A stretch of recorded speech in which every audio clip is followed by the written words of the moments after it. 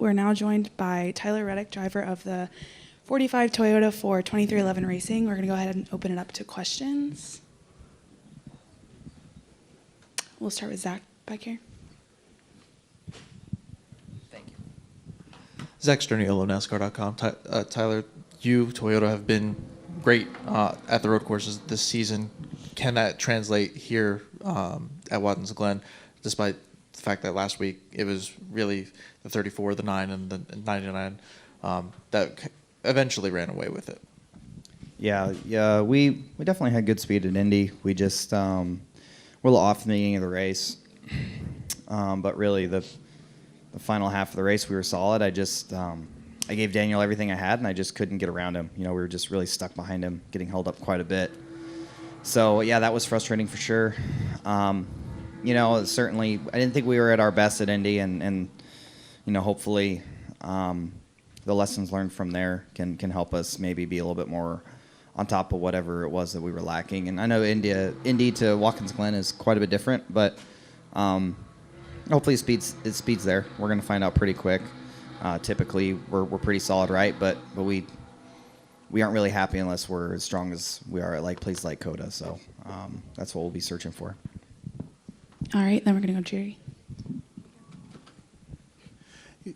Coming in this weekend, your mindset, obviously you've got a win under your belt, but when you go to Daytona next weekend, is it just a relief that you don't have to worry about any of that and that you can just go out there and kind of survive till the end to try and compete for that race?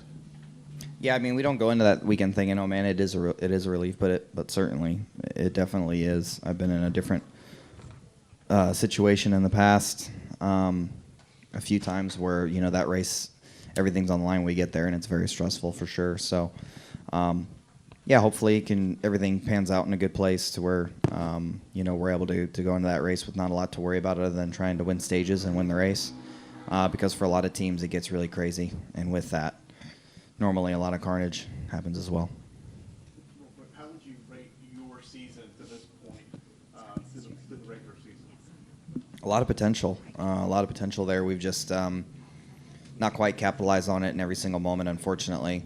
Like I said, a lot of speed. We've just unfortunately not taken advantage of that every weekend that we've had it. So hopefully between this weekend and next, we can do more of that and run to the playoffs in a good place. All right, then we're going to go to Holly.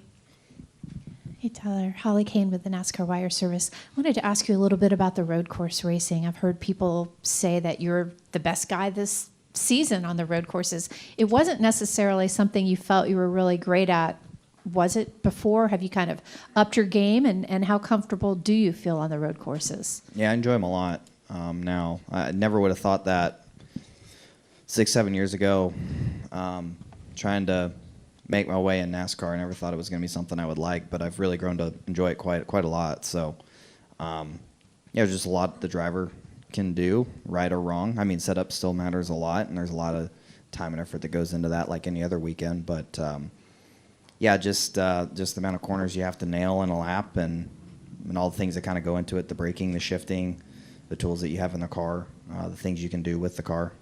I really enjoy it. A lot more than I ever thought. But, I grew up racing on dirt and racing ovals, so road course racing, asphalt, dirt, whatever, was just something I didn't know about really until I got to NASCAR. All right, then we're going to go to Dustin, then Bob. Dustin Long, NBC Sports. In 2021, you were in the bubble, last playoff spot going into Daytona, the regular season finale.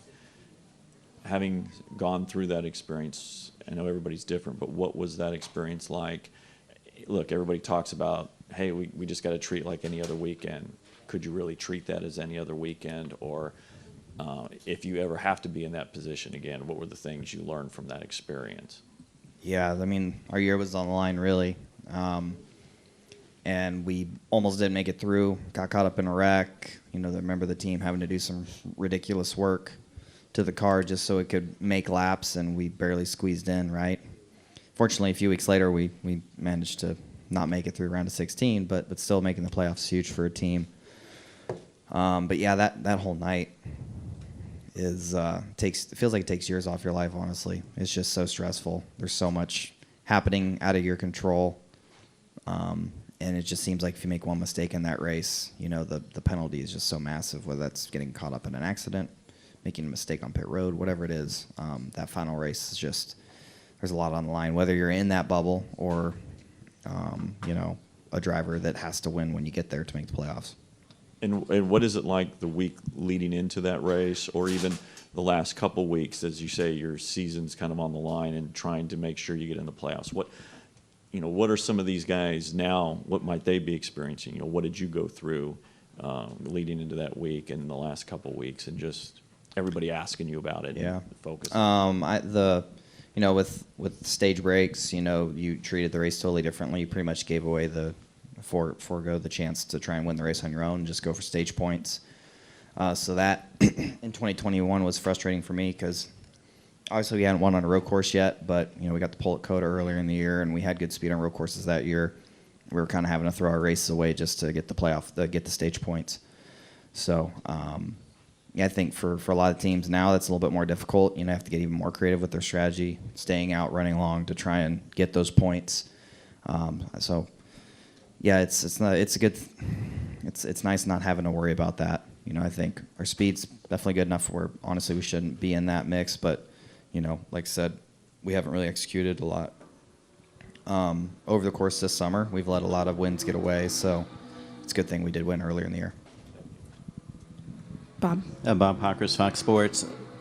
Similar topic, but last year your teammate Austin Dillon, he ends up winning at Daytona to get in. I'm curious if you've shared any advice to Bubba as far as how to handle these next couple of weeks, and what is it like, just as far as a team dynamic, having one team that's in and another team that's right there on the brink? Yeah, it's definitely stressful. It's just I always try to do everything I can to have our car be as prepped and as good as it can be for the road courses, and that doesn't just apply to me. That applies to where they start and what they bring the racetrack to. So yeah, when we prepare, especially Indy here, I know I'm not just preparing my car and trying to get it right, trying to get as close as I can for Bubba too. So the pressure's certainly on as we prepare for these weekends, trying to make sure we're getting the most out of our setup and our cars as close as it can be to what we need when we're here in reality. So it's definitely a difficult thing, but if it comes down to it, I've done it before, and I'll do it again. I'll help my teammate if it comes down to it. All right, then back here. Dustin Albino, J-Ski. Tyler, between 6th and 12th, you're 12th in points. It's separated by 24, I believe. Yeah, 24. How much are you looking at that, and how valuable could those 5 points be? It'd be huge, honestly. I think early in the year, before things really went off the rails for us, we were right around 5th, 6th, and had a shot at closing in on the lead, and things kind of just blew apart, right? But, obviously watching points battle, I guess, minute to minute, not really a lot of that, but certainly understanding, okay, if we go out and have really good solid week here and just avoid, having a catastrophic day at Daytona, hopefully we're in reach of getting those points made up. I think we're strong enough at the road courses to take a bite of that, and then when we go to Daytona, we just we need to survive to try and win the race anyways. But it would definitely be nice to get back kind of in that points standing, or where we probably should have been anyways. So hopefully between this race and the next, we can take a big chunk of that out, and ideally it'd be awesome to jump from where we're at to 6th, but even just getting a couple of them would be great for our team. All right, and then back to Zach. With some of the adversity that you guys have faced just from lack of execution and whatnot, as you've discussed, what have you learned about this 45 team throughout the summer? That can those lessons be applied throughout the playoffs? Or does that factor into any lessons learned, I guess, through the past few weeks? For sure. The one thing that's probably the most difficult part of it is just showing up to the racetrack every weekend with a shot to win, and we've been doing that for majority of the year. We've got a lot of speed, so that is the difficult part, right? But where it gets frustrating is when we don't capitalize on it and get the finishes that we probably should be getting. But the speed's there, right? And how we're getting it is been consistent. So we're just going to keep pushing on that front, and hopefully the things that have been mistakes, the lessons along the way, stick, and we can just hit our marks and execute when it matters. Any additional questions?